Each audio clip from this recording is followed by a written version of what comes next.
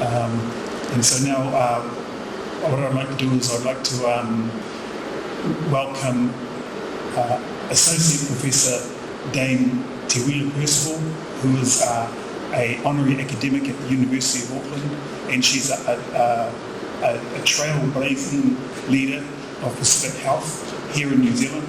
I've been fortunate to have worked with Teuila for a number of years, and I'm just so very, very grateful, Teuila, that you can officially open this symposium for us today. So could we please have a warm welcome for Dame Teuila Percival.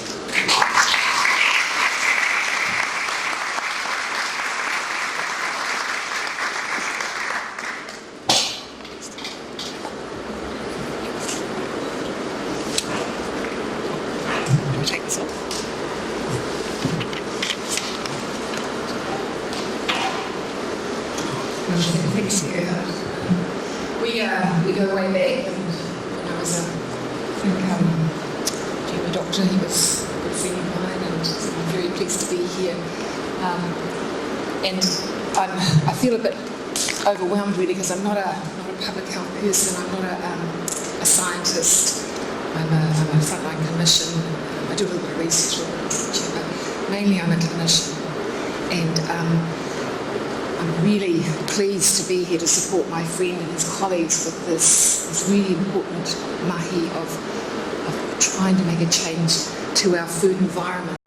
I want to start with this beautiful Samoan saying, and I'll walk around if it's okay.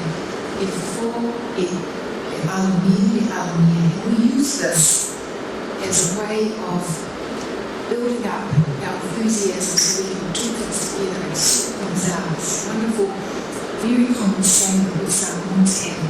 But when you drill down into the words of this beautiful saying, fofo is to heal.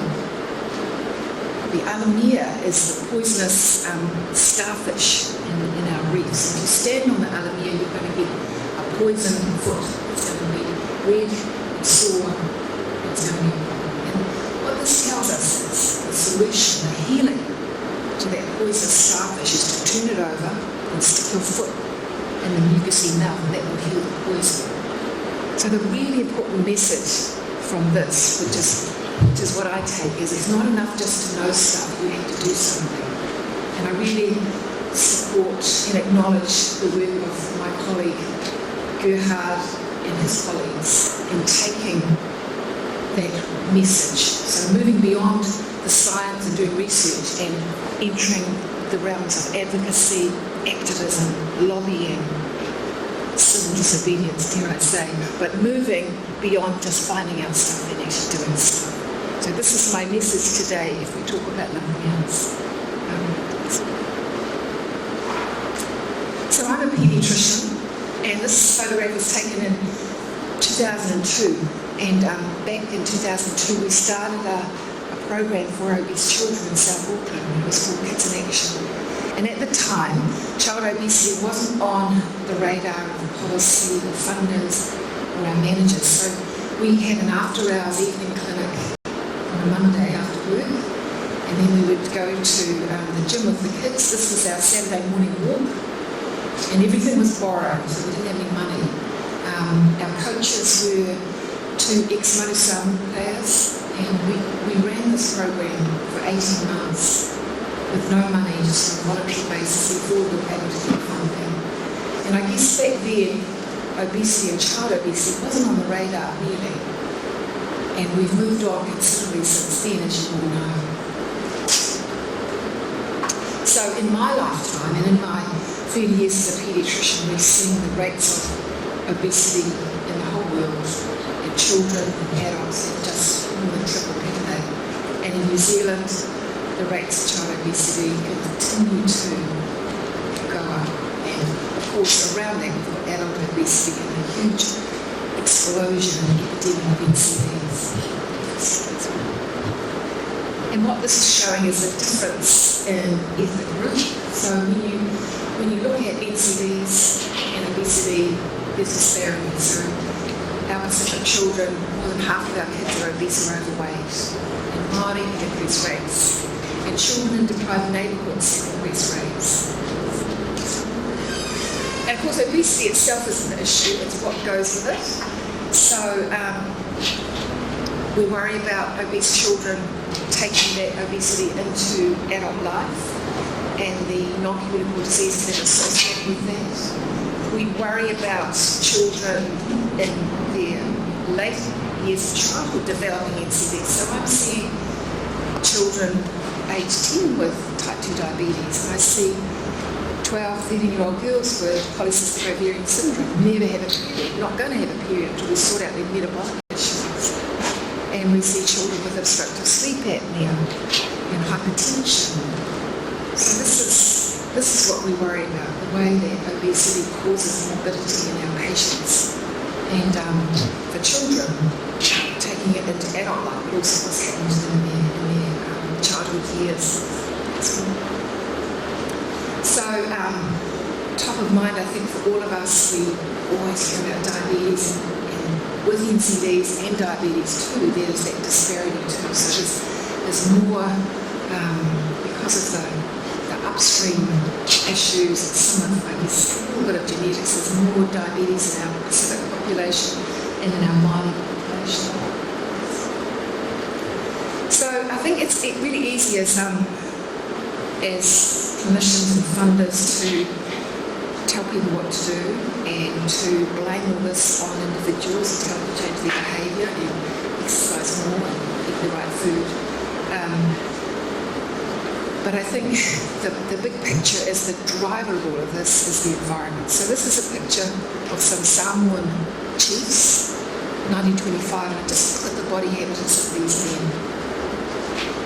So, and this is 1962, Samoan independence. Again, look at the body habitats.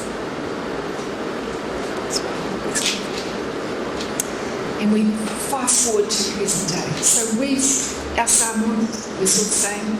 We kind of have the same genetics. It hasn't changed much in my lifetime, but something's changed, and it's that environment.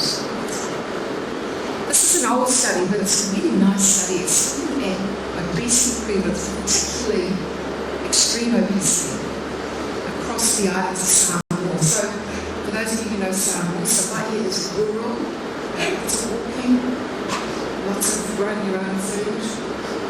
Manua is rural American Samoa, so there's a couple of shops, there's a supermarket, people drive around the place. The food environment's a little bit better than Teuila, which is very westernised, Americanised Samoa. Just look at the way obesity prevalence changes when you go across Samoa. So we're the same people, we have the same values, same things are important to us. The environment that we're living in is very different in American Teuila from rural Hawaii. And this is looking at Samoans who are in California and Honolulu in Hawaii. Again, that gradation from not too bad food environment to the incredibly Americanized, westernised food environment of Hawaii and California. This is my father. He's 92, and we were in Honolulu visiting my auntie about a year ago, and we were just blown away by the food in Honolulu. So we're going for breakfast here. My dad gets the half portion, half price senior meal. He orders the eggs and bacon, and you get a side of pancakes for nothing. And you can put as much of the sweet stuff on as you want. It's just there in the big charts, and you just wow, this is amazing. But so this is the environment that we saw when we went to Honolulu. And we went out for dinner at a Chinese restaurant, and we ordered lemon tea, and we thought it was going to come poured into the cup. And we got these 500 ml things of sugary lemon tea. You just got to swim in them, never mind drink it to fit in your body. So we were just blown away by the environment in Honolulu, even compared to So for me, what I see over the decades, researchers I'm sure will have this fingertips, is this massive change food environment and the built environment that our children are growing up in. Some of that is the effect of westernisation and colonisation and what we've done with corporates and business to our food environments back home.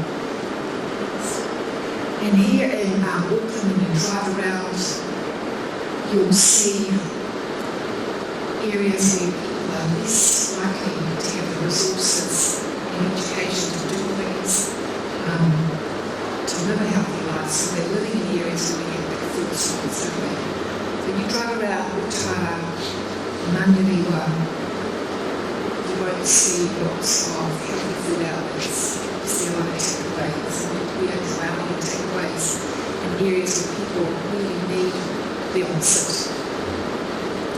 This is a beautiful quote from David Teuila, some of you know him, ourselves, who runs a program of healthy exercise for overweight people who also, I think he's got enough money to run a school bag until December.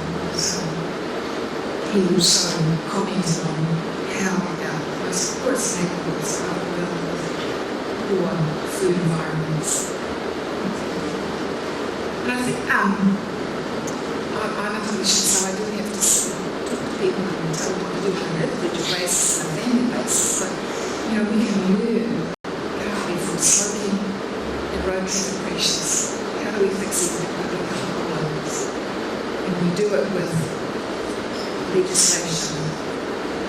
We make mandatory how we need to design our environments and how we need to provide our food. So, road traffic pressures, we have idiot-proof ABS brakes. We have median barriers down our motorways. We don't rely on people driving straight all the time. We have to have structure to save people's lives. With slow cars down, we save people's lives. So legislation, mandatory structure, rules is how we fix public health problems. And I'm not involved in this, but would Swinburne, there are many experts who come out with a recommendation of what we should be doing, what are our priorities. And the priorities are, as we're talking about today, tax on sugar, stop advertising unhealthy foods to children, food in stores, make sure people can have a decent living so they can afford to eat healthy food. And those are the kinds of things that we want, but all of them are going to have an effect much more than these things. So I'll end with that. Back to the very beginning. So the evidence is growing. There's fantastic evidence that we need to be doing in public health, and I want to really support my colleague Gerhard and his team. We need to take that evidence and turn it into something that we're going to do. So lobbying, advocacy, we're here again 10 years later. How far have we come? What do we need to turn this into doing and not just